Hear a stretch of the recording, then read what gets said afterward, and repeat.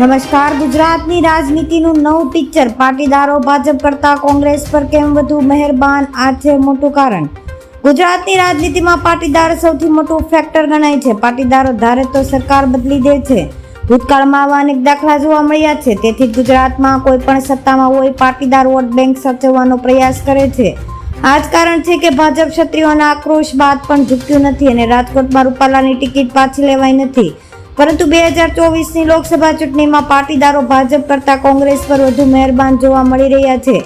તાજેતરમાં જ ખોડલધામના નરેશ પટેલે જામનગરમાં પાટીદાર ઉમેદવારને ટિકિટ આપવા બદલ કોંગ્રેસ પક્ષનો આભાર માન્યો હતો.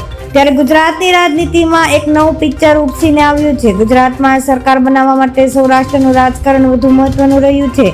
ત્યારે આ લોકસભા ચૂંટણીમાં ભાજપ કરતા કોંગ્રેસે ઉમેદવારની પસંદગીમાં પાટીદાર ફેક્ટર પર વધુ ફોકસ કર્યું છે. ધન્યવાદ.